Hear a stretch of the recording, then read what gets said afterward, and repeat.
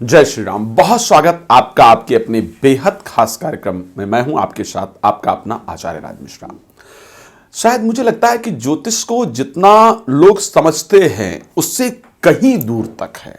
मैं आपको बहुत सिंपल आज कुछ चीजें हैं जिसके माध्यम से समझाऊंगा कि ज्योतिष के माध्यम से हम क्या क्या समझ सकते हैं। आप सोचिए, भूकंप को लेकर के शायद आज तक किसी के पास भी सटीक जानकारी नहीं है। ध्यान रखिएगा, कोई भी सटीक जानकारी भूकंप को लेकर के आज तक नहीं दे पाया कि कोई 1 महीना या 10 दिन, ऐसा कई रिसर्च में पाया गया है कि भूकंप आने से 2 मिनट पहले या 2 घंटे पहले, शायद मैं पूरी तरह कंफर्म नहीं हूं, लेकिन चूहे और सर्प को इसकी जानकारी मिलती है। 2 घंटे पहले शायद चूहे और सर्प को इस बात की जानकारी मिलती है कि भूकंप आने वाला है। लेकिन क्या आप जानते हैं कि सही अध्ययन के माध्यम से, सही ज्योतिष के माध्यम से यह पता किया जा सकता है कि भूकंप आखिर कब आने वाला है? कैसे ज्योतिष इसमें कैसे मदद कर सकता है? सरकार शायद एस्ट्रोलॉजर्स को इतने रिसर्च करने की सुविधा नहीं देती है।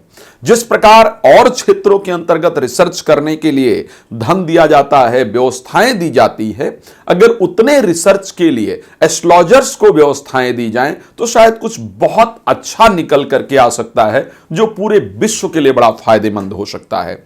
मैंने पिछले कई सारे प्रेडिक्शंस किए हैं, आप लोगों ने उन प्रेडिक्शंस को देखा भी है, जिनमें पूरी तरह से परमात्मा के आशीर्वाद से मेरी कोई प्रभुता नहीं है, सत्यता पाई गई है। जिन प्रेडिक्शंस पर आप लोगों ने देखा है कि 100% जो सत्यता रही है वो देखने को मिले है।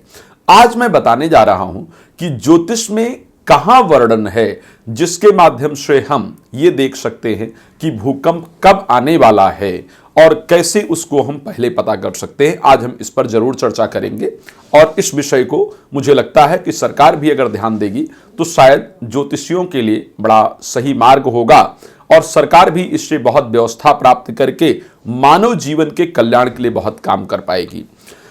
जैसा कि ज्योतिष में नक्षत्र मंडल का वर्णन है, ज्योतिष में दिग्दाह लक्षण का वर्णन है, ज्योतिष में उल्का लक्षण है, ज्योतिष में परिवेश लक्षण है। ये सारे लक्षण जो है वो प्राकृतिक घटनाओं से रिलेटेड लक्षण है, जैसा कि सुनामी का आना, अग्निवर्षा होना या भूकंप इत्यादि आना, ये उन लक्षणों में से एक पाए जाते हैं। अब एक बात आपको बताना चाहता हूं, गर्ग संहिता के अंतर्गत एक वर्णन आता है। गर्ग संहिता में बड़ा स्पष्ट लिखा गया है कि अमावस्या और पूर्णमासी की तिथियों पर ही अधिकतम जो भूकंप है वो घटित होता है, या इन तिथियों के आसपास अधिकतम भूकंप आने का संयोग बनता है।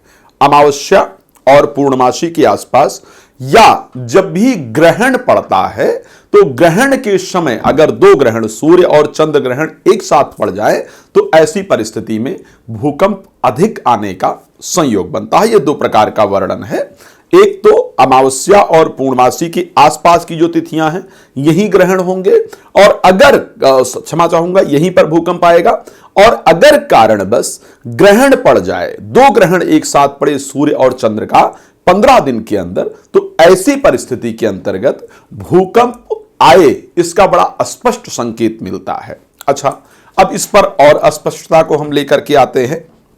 ध्यान रखिएगा, अगर ग्रहों पर तरीके से अवलोकन किया जाए और भूवर्ग शास्त्रियों को भी एक साथ बिठाया जाए, दोनों चीजें यहां मिल करके काम करें, एक दूसरे का काट करके या विरोध करके काम ना करें, मिल करके काम करें, तो मैं बड़ा स्पष्ट बताता हूं।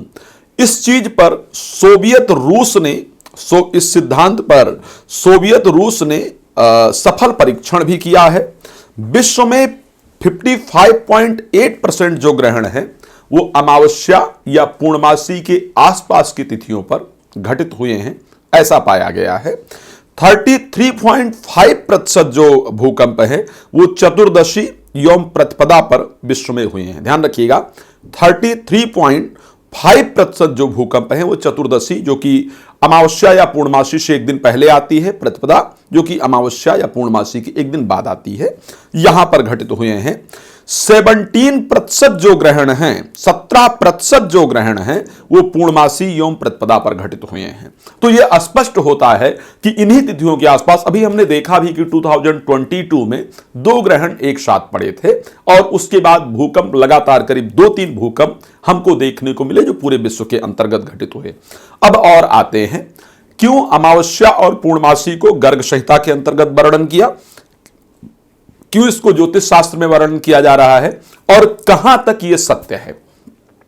मद्रास विश्वविद्यालय के भूवर्ग शास्त्रियों ने अपने शोध में पाया कि जब पृथ्वी, सूर्य और चंद्रमा, ये परिस्थिति कब बनती है, ये 0.180 का कोण निर्माण करते हैं। ये परिस्थिति हमेशा अमावस्या और पूर्णमासी के आसपास ही होती है, इसको ध्यान रखिएगा। पृथ्वी, सूर्य और चंद्रमा 0.180 कोण का निर्माण करते हैं तो पृथ्वी पर गुरुत्व आकर्षण का दबाव बढ़ने लगता है। तब पृथ्वी अपने गति में परिवर्तन करने को मजबूर हो जाती है। जब 0.180 का निर्माण करते हैं पृथ्वी, सूर्य और चंद्रमा, तब पृथ्वी पर गुरुत्व आकर्षण का दबाव बढ़ने लगता है और वो अपने आप में परिवर्तन करने को, अपनी गति में परिवर्तन करने को मजबूर हो जाती है, जिस कारण से टेक्टोनिक परतों का सरकना संभव होता है और इस समय पर भूकंप आने की संभावना सबसे अधिक होती है और आता भी जनरली इस समय पर है। तो अगर मेरा कहने का तात्पर्य सिर्फ यह है कि अगर इन सभी चीजों को एक साथ मिला करके देखा जाए, इन पर अच्छा प्रयास किया जाए, अच्छा शोध किया जाए और ज्योतिष और भूवर्ग शास्त्री दोनों को एक साथ बिठा करके इस पर काम किया जाए, तो निश्चित रूप से बहुत अनुकूल रिजल्ट आ सकता है और विश्व के लिए हम कुछ बहुत यूनिक लेकर के आ सकते हैं। शायद मुझे लगता है कि रिसर्च की कमी के कारण ज्योतिष पर आज बहुत सारे लोग उंगली उठाते हैं। मैं कुछ और वीडियो आप सबके लिए लेकर के आऊंगा, इंतजार कीजिएगा। रोज रात को 9 बजे और दोपहर को 12 बजे मैं लाइव होता हूं। आप सभी लोग मेरे साथ लाइव भी जुड़ सकते हैं। जय श्री राम, बहुत धन्यवाद।